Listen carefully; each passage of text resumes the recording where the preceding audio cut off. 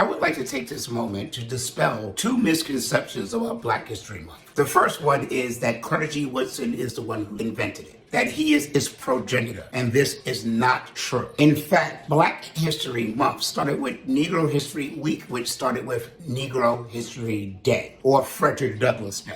In 1897, Black activist, feminist, and teacher Mary Church Terrell petitioned the local government of Washington, D.C. to declare February 14th, which is Frederick Douglass's birthday, Frederick Douglass Day. And that day would be set aside to teach Black students in segregated schools Black history, with a focus, of course, on Frederick Douglass. Carter G. Woodson not only knew about this, the whole Black community did. Negro History Day was a thing. Carter G. Woodson not only corresponded with, but he also worked with Mary Church Terrell. He was a great admirer.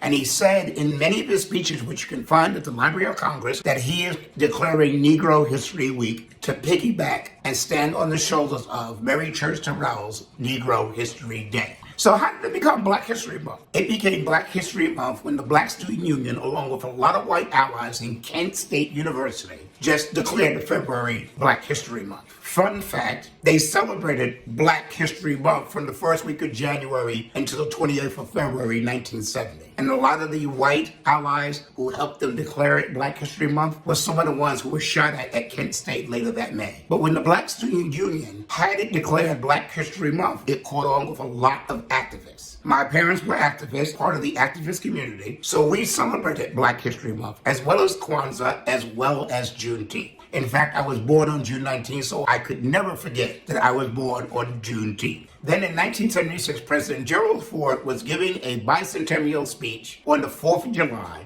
And within the speech, he mentioned that we needed to celebrate the contributions of Black Americans. And that's when he acknowledged Black History Month, and that is how the whole country caught on to it. By the 1980s, everyone across the world was celebrating Black American History Month. A lot of them still do to this day. And I mentioned that me and my parents celebrated it because I'm trying to point out we did not need the permission of the American government to celebrate our holidays, our history, and our story. We do not need hyper-racist, cannibalistic pedos like Trump, Heritage Foundation, MAGA, and the rest of the right-wing monsters to give us permission to celebrate our history, to tell our story. It is in our hands, and we do not need them. I don't give a shit about the monuments they pull down or the shit they take down off the websites. We all know what that's about, but we made them put it up once. We could make them put it up again. So y'all need to stop it with the, oh my God, can you believe they removed another Black history artifact? Let them. Who gives a shit? We can build our own. We can put it in our own backyards. We do not need white people to give us permission to celebrate anything, because seriously, fuck those racists.